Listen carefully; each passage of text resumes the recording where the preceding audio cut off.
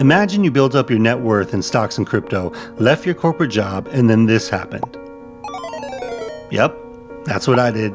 In March of last year, I left my promising, well-paying, completely comfortable corporate job to go out on my own. And after 18 months, I can honestly tell you, I did it all wrong. Oh, fudge. Only I didn't say fudge. When you're working a 9-to-5 job, it's easy to daydream about what it would feel like to quit, give your boss that 2 weeks notice, walk out and go out on your own. Everybody's jealous that you get to leave and you're gonna go follow your passion.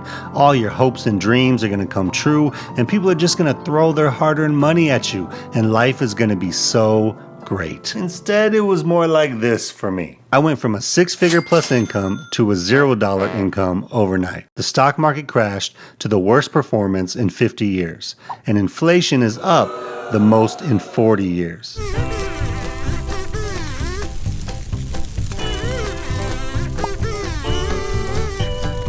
Needless to say, I've learned a lot over the past year about what I would have done differently before leaving my corporate job that would have made the transition way easier. But first, let's talk about some of the great things that have happened this past year. Having freedom of time has been great. Most importantly, my daughter and I were able to visit my grandmother before she passed away earlier this year.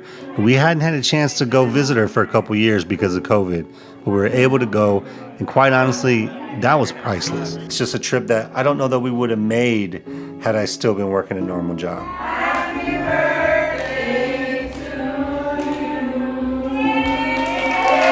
So even though the year hasn't been perfect, that in itself was almost worth all the trouble, because that's just something that I'll never be able to get back.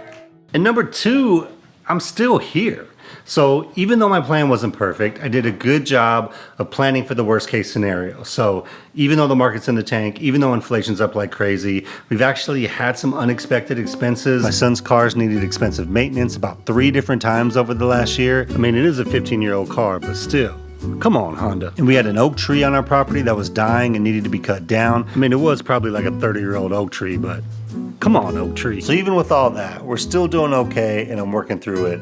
But there's definitely a lot of things that I could have done better that would have made it a heck of a lot easier for me. Here are 3 things I wished I knew before leaving my corporate job that would have made the transition so much easier. Okay, yeah, that's a really long title. Ignore me. Let's go. Build income streams, not just net worth.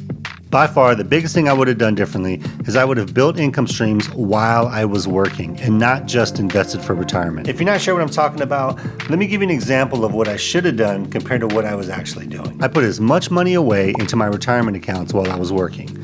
I started saving up to the company match and eventually was maxing out my 401k every year. Once I was maxing out my 401k, I started putting more money into things like Bitcoin. And overall, this isn't a horrible plan. I had a really long-term time horizon that I was investing in, and as the market went up, our net worth went up a lot. But there are 2 main problems with this approach. Number 1, I can't access the money in my retirement account until I'm at retirement age, or unless I want to pay taxes and a penalty to access it. And then number 2, all of my net worth and assets are tied to the market. So as the market goes down like it has over the past year, so does the value of all of my assets. And I know at this point you're probably like, well, yeah, duh, that's how markets work. Well, duh. Let me tell you what I should have been doing that would have made it a lot easier. I should have still put money into my retirement account up to the company match. That's basically free money, and you need to be saving for retirement regardless. But then the majority of additional money should have been put into a dividend stock portfolio or real estate or small business, basically anything that generates actual cash flows. And I could have still put money into Bitcoin or other longer term investments, but the focus should have been on assets that generate cash. Then you basically have an income that you can pull from to cover monthly bills or whatever you need to do until you build up your business up to the point to where it can take it over. And regardless of how you do it, the point is that it's easier to build up a portfolio of cash flow producing assets while you still have a steady income. While building your own business, go deep first, not wide. I still remember the first couple weeks after I left my job. It felt like all of a sudden I had time to explore every possible opportunity that I was interested in. And I did.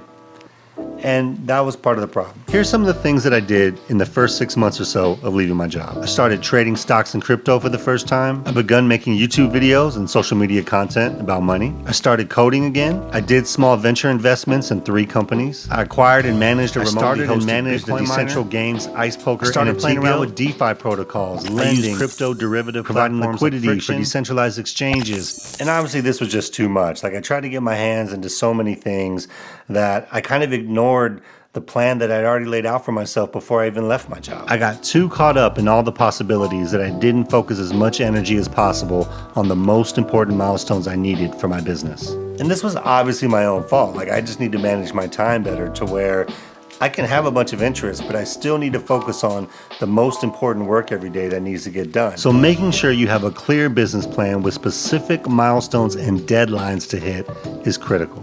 Just make sure to prioritize any new ideas based on how important they are to your main business goals. Keep your time flexible, but with a defined structure. The time flexibility that comes with working for yourself is amazing. If I need to go run an errand in the middle of the day, no problem. Need to take my daughter to cheer camp? No problem. Taking the family to Colorado for a week? No problem. But what I've struggled with is planning downtime into my day.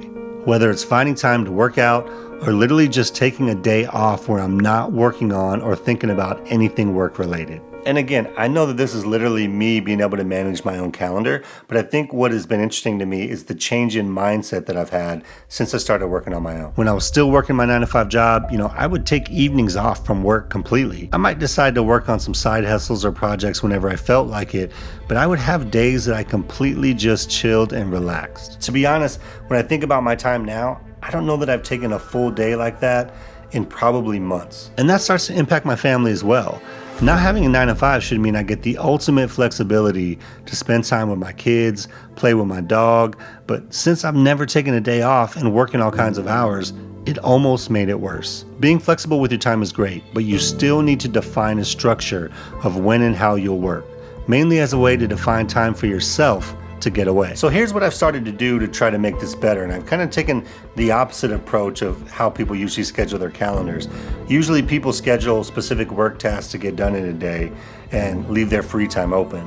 I'm doing the opposite. I'm actually scheduling my downtime and my free time, and then I'm leaving my work time flexible so that I can work on whatever the most important thing of the day is. That way I have the flexibility in my work and can still put in a lot of hours to make progress, but I'm not skipping the most important time with my family or for my health. Because at the end of the day, if this doesn't work out and I have to go back and get a regular job someday, I don't want to look back and be like, man, I didn't even spend the time with my family that I had, or I didn't even get in shape when I had the opportunity to. No. That can't happen. Leaving my corporate job to go out on my own has been one of the best experiences of my life in a lot of ways. But it's also been the biggest challenge, partly because of the uncertainty that comes from leaving a good paying job to go off on your own, and partly because I didn't have the best plan that could have made the switch easier. Ultimately, the main thing that I learned is if you're looking to leave your 9-to-5 job, build up your income stream and define your plan now so you won't end up cursing yourself later. To watch more videos about money and financial independence, click on the videos on the end screen or subscribe. I'll see you guys in the next one. Peace.